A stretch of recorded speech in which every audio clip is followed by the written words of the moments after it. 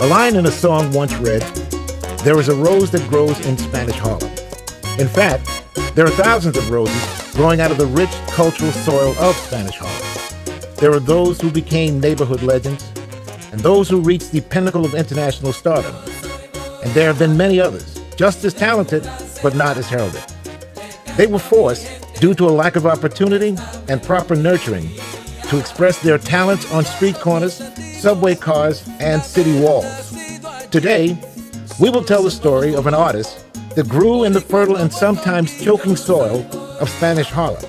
An artist who, through his artwork, was able to hold a mirror to his surroundings, revealing the inner beauty of his neighborhood, so often overlooked by disinterested eyes.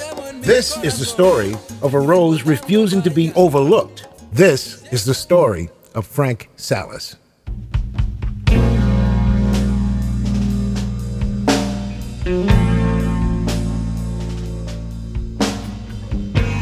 Frank Salas is a 39-year-old self-taught artist who has lived in East Harlem for the past 31 years.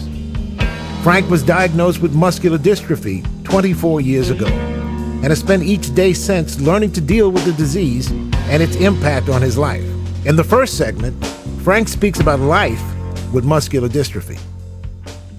I suffered a lot of loss. Before I normally bend down and I can get up. Now is that I've lost the deterioration on my backbones and my hips, so it's affecting my walking. I drive an electric scooter, like an electric wheelchair.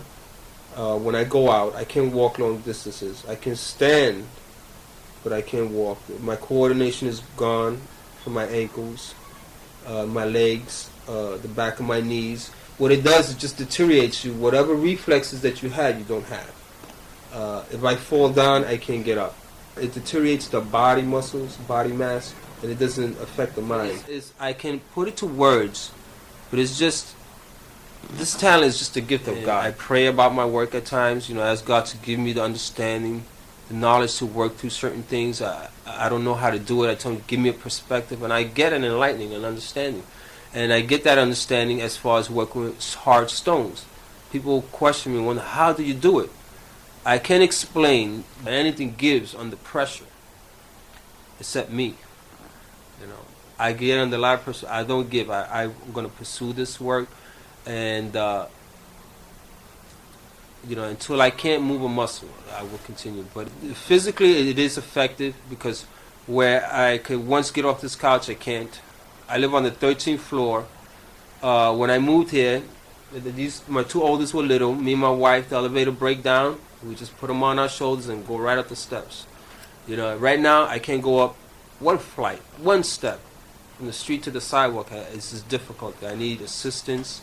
If I fall down, I need assistance. I need to be in controlled environments, flat lands. But I keep on. In the next segment, Frank showcases some of his artwork in the stone and paper media. He gives us a glimpse into the artist's mind by sharing the inspiration behind each piece and the process of securing and creating materials to work with.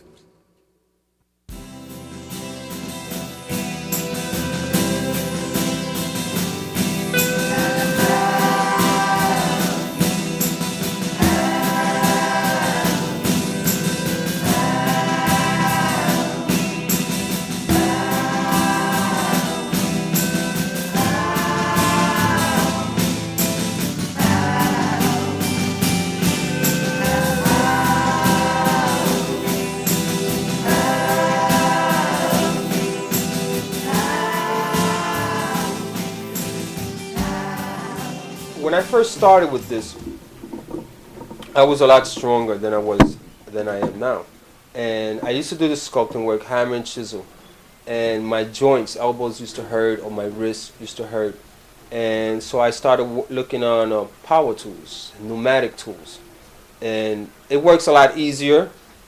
It's a lot more expensive.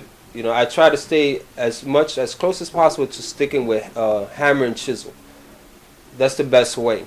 And I basically use the electric tools to smoothen, sand, to bore holes, to do any big cutting. Instead of cutting a 10-inch piece off and doing it by hand chisel, it would take me like 2 hours. Whereas I can use a angle grinder with diamond tips blades, and I can just cut it in about 5-10 minutes. So I'm working with power tools now, and it's a little bit, it's a lot more hazardous because you kick up dust, and certain stones like limestone, which I'm working with, and this brown stone is hazardous to your lungs. So because of that, I have to wear a lot of respiratory gear. I work indoors in a controlled environment. I have my winches made, tables set up, chairs set up, everything set up so I can is easily where it's accessible for me. And should I fall down, I got my winch to pick me up. Everything's controlled. It's safer for me to work in indoors with electric tools in controlled environment. That's a sandstone. I got it from the west side, around 122nd Street. I basically got all the stone there one shot when they built the new hospital, North General. That's when I got these stones, which I still have to this day, a whole bunch are undone. But that's a gargoyle. It must weigh about 10 pounds, the whole piece. It's a steel plate. The background is a steel plate.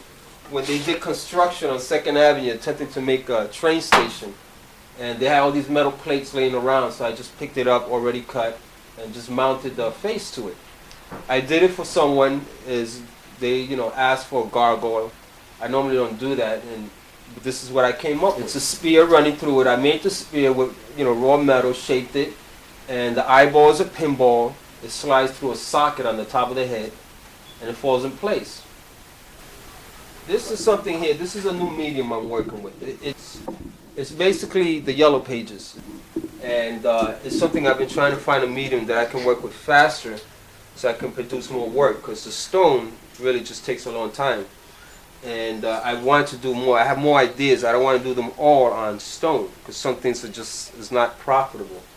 I just want to convey a message. So sometimes I need a lighter, softer, quicker medium. So I came up with this. This is basically 3 books of the yellow pages.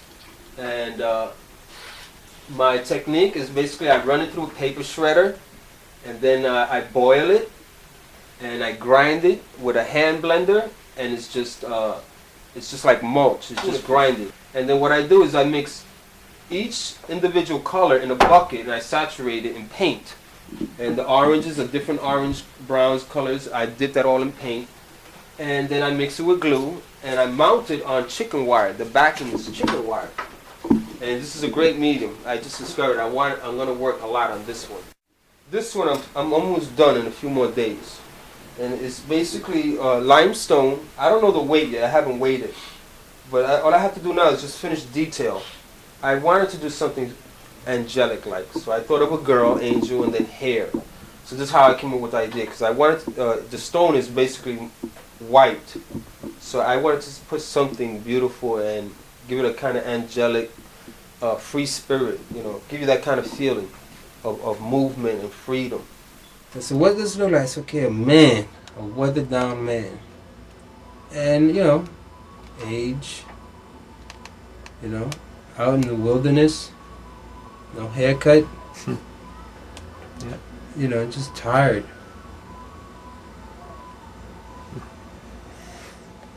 That's great.